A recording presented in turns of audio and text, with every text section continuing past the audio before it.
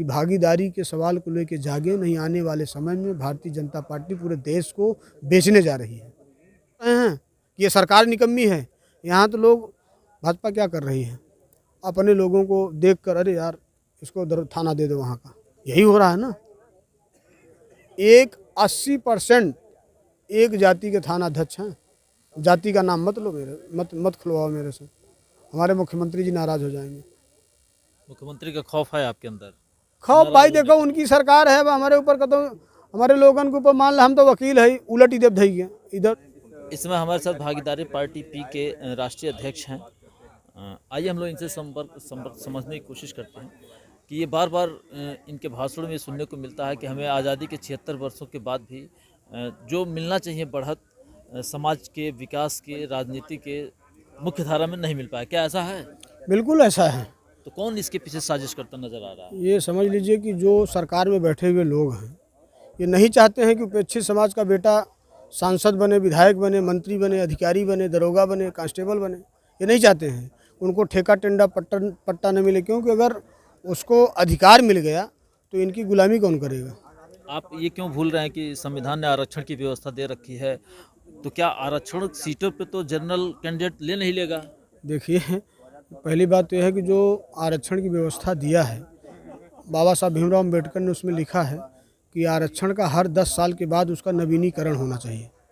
करवाया इन लोगों ने? ये लोग कहते कुछ हैं, हाथी होता है ना, उसका दांत बाहर वाला कुछ और कहता है, अंदर वाला कुछ और कहता है, वही है। यानी कथनी करने में अंतर है, बिल्कुल अंतर है। एक नेताजी हैं हमारे राजभर जी, कहते हैं ना नेता दुई मोहिया सांप है। वो कहते हैं कि मैं भी हूँ। एक दिन उनका एक बयान में छपा था। वो कभी कभार लगता है कि वो बहुत सही बात कहते हैं। अगर इस देश के नेता सुधर जाएं, इस देश की गरीबी दूर हो जाए, लेकिन ये चाहते नहीं, चाहते हैं गरीबी बनी रहेगी तो इनका वोट हम खरीद लेंगे। राजभर जी तो बहुत सारा बात कहते हैं। उन्होंने ये भी कहा था कि हम मर जाएंगे लेकिन कभी भाजपा ज्वाइन नहीं करेंगे, फिर जाके उसी के गले लग गए। तो वैसे आदमी का क्या चाल चरित्र है? देखो ऐसा है, वो कम से कम कुछ कह तो रहे हैं। यहाँ तो लोग बोलने को राजी नहीं है। एक नेता कम से कम अधिकार के सवाल को लेके, किसी के हक और अधिकार के सवाल को लेके बोल रहा है। यहाँ तो ऐसे गुलाम है कि बोलते ही नहीं है। मायावती और अखिलेश यादव में नहीं विश्वास है क्या? वो भी पिछड़ों की राजनीति करते हैं, दलितों की राजनीति करते हैं, शोषितों की बात करते हैं। समाजवादी पार्टी ने जो किया है पूरे प्रदेश में किसी से छिपा नहीं है। अगर पिछड़ी की बात करने वाले अगर ये पिछड़ों को हक और अधिकार दिए होते तो हमको आज भागीदारी पार्टी बनाने की जरूरत नहीं पड़ती। यानी कहीं ना कहीं उन खामियों को आप पाटना चाहते हैं? आप मैं तो अभी भी कर रहा हूँ, भाजपा की सरकार है, सर्वे करा लो सरकारी डिपार्टमेंट का, आपको पता लग जाएगा कि उसमें पाल कहाँ है, कुम्हार कहाँ है, नाई कहाँ है, भर कहाँ है, मछुआरा कहाँ है, आपको पता लग जाएगा। तो भाजपा तो इस समय देखिए बूथ अध्यक्ष से लेकर शक्ति केंद्र तक अलग अलग जाति समुदाय, चाहे वो शोषित हो, अति पिछड़ा हो, सबको मौका दे रही है। ऐसा नहीं है। मैंने कहा ना कि हाथी के दांत दो होते हैं, खाने वाला अलग होता है, दिखाने वाला अलग होता है। भाजपा भी वही हाथी है? पूरे भाजपा में जो भ्रष्टाचार हो रहा है, ठेका टेंडर पट्टा ट्रांसफर पोस्टिंग के नाम पर, छिपा नहीं है किसी से। पूरा लूट मचा है पूरी सरकार में। मतलब विशेष जातीय समुदाय के लोग ये हावी हैं। भाई मैंने कहा कि चलो ये आप यहीं गोरखपुर से शुरू कर दो। अगर हम गोरखपुर की बात कर लें या पूरे प्रदेश की बात कर लें, पूरे प्रदेश में 1750 थाने हैं और यहाँ हमारे मंच पर जिस जाति के लोग हैं वो उसकी भागीदारी कहाँ है? एक ठे दरोगा हो तो बताओ। नहीं तो इसके लिए तो क्या बोलता है कि एग्जामिनेशन क्वालिफाई करना होता है, कंपटीशन बीट करना होता है। जब ये समाज जिसकी आप बात कर रहे हैं पढ़ेगा लिखेगा तो पुलिस दरोगा कप्तान कैसे हो जाएगा? जब बेचारे के पास रोटी की व्यवस्था नहीं है, बेहतर दूध घी की व्यवस्था नहीं, तो पढ़ेगा क्या गरीब का बेटा? उसका जिम्मेदार कौन है? भागीदारी पार्टी पे आपका समुदाय क्यों यकीन करे? देखो भागीदारी पार्टी एक विचारधारा है। मैंने दल बना के एक विचारधारा दिया है कि आने वाले समय में जिन जातियों की भागीदारी नहीं है, जो सत्ता सरकार में उपेक्षित हैं, वो हमारे साथ आए, हम उनको भागीदारी दिलाएंगे। यकीन है आपको? बिल्कुल यकीन है। ललकारे हैं यार, पूरे पूर्वांचल में क्या बात कर रहे हैं। लगता है कि लोग आपकी सुनेंगे? अरे पूरे प्रदेश में गरज रहे हैं। यहाँ से चलो आखिरी हम ये नेपाल के बॉर्डर पर हैं ना, यहाँ से चलो मेरे साथ दिखाता हूँ आपको अपना जलवा। उधर कहाँ? मुजफ्फरनगर, आगे बिजनौर, सहारन, उधर दिखाता हूँ जलवा। इधर चलो बुंदेलखंड दिखाता हूँ, और न यकीन हो तो इधर बिहार चलो, पटना की तरफ चलो, देखो दिखाता हूँ। कल देखो चलो मेरे साथ कोई रांची, वहाँ दिखाता हूँ, झारखंड में। नहीं, मीडिया जलवा देखने तो आपके पीछे नहीं जाएगी, क्योंकि उसको जलवा देखने दिखाने के लिए नहीं है। हम just we are of media, we connect 1% to another जलवा पर्सन। का मतलब ये है कि हम जो लोगों को जागरूक कर रहे हैं। जलवा का मतलब ये थोड़ी कि हम कोई लठ लेके बंदूक लेके खड़े हैं, इसका मतलब है नहीं।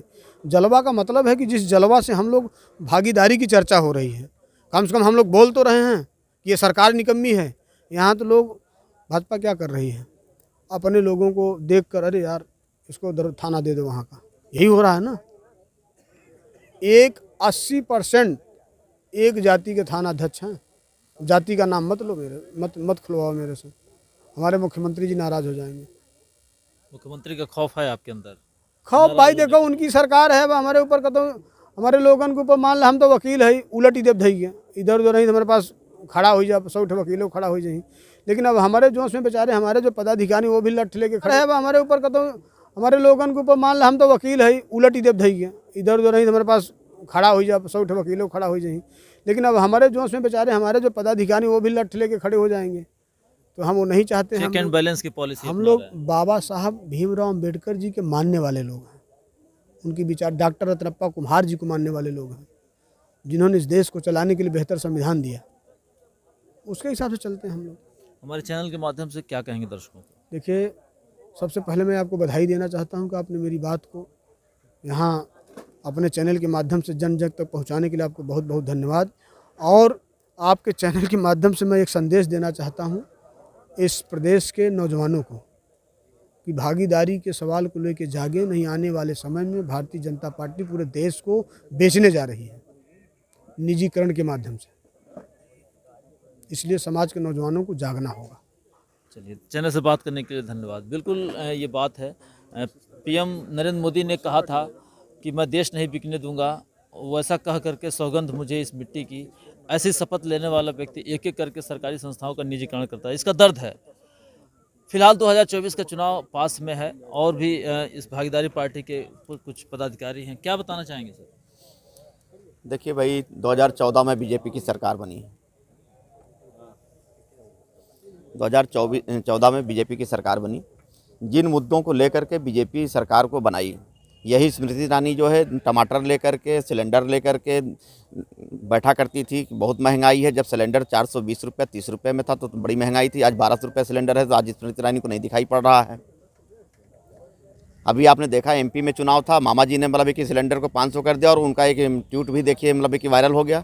उन्होंने कहा कि भाई मैं बीजेपी वालों से कह रहा हूँ कि सिलेंडर 500 रुपये में कर दो, नहीं तो मतलब कि कांग्रेस वाले आएंगे तो 500 में कर देंगे। बीजेपी गई तो कांग्रेस तो बोल ही रही है कि हमारी सरकार आएगी तो हम 500 में देंगे। तो आप ये जान लीजिए कि देश के मतलब कि गरीबों को जो मसीहा होगा वही सरकार चलाएगा, और भागीदारी भी यही कर रही है। हम गरीबों का साथ देंगे। हमारी सरकार अगर आती तो हम 300 यूनिट बिजली अध्यक्ष जी के माध्यम से जो आप लोगों को सुनने को मिला है वो देंगे। सिलेंडर वास्तव में 400 करेंगे, 300 करेंगे, लोगों को रोजगार देंगे। जो मैनिफेस्टो आपने बनाया है उस पर आप खरे उतरेंगे? एकदम 100% खरे उतरेंगे, थोड़ा सा नहीं। क्योंकि गरीब का बेटा हूँ ना, मुझे नहीं तकलीफ है क्या? हमें भी तकलीफ है ना भाई। ज़रा सोचिए कि जिन गरीब घर में आज की डेट में जिनको ये 4 किलो 5 किलो अनाज दे करके मोड़ लेते हैं, हम लोग ललकार रहे हैं ना, शिक्षा काहे नहीं फ्री कर रहे भाई? सभी जाति धर्म के बच्चे गरीब हैं, उन्हें दें शिक्षा फ्री मुफ्त में, काहे नहीं दे रहे हैं? आदमी शिक्षित नहीं होगा तो फिर क्या कर सकता है भाई? ये भी कम विरोधाभास नहीं है कि जिस देश में जो सरकार चल रही है उसने कहा था कि हम 5 ट्रिलियन इकॉनमी बनाएंगे, लेकिन विकास की जिस तरीके से रफ्तार बढ़ रही है, ऐसा लग रहा है कि गरीबों की संख्या बढ़ रही है। क्यों? बिल्कुल गरीबी बढ़ रही है। देश के पूंजीपतियों के हाथ में देश बेचा जा रहा है। देश का पैसा, अभी आप देख लिए 2000 नोट आपको कहीं देखने को मिल रही है?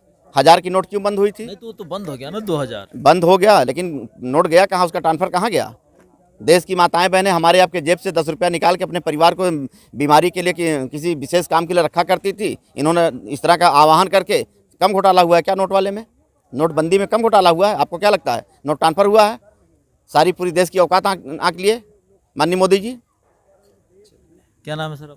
मैं ज्ञान सिंह प्रजापति, भागीदारी पार्टी पी, फूलपुर लोकसभा प्रत्याशी। धन्यवाद।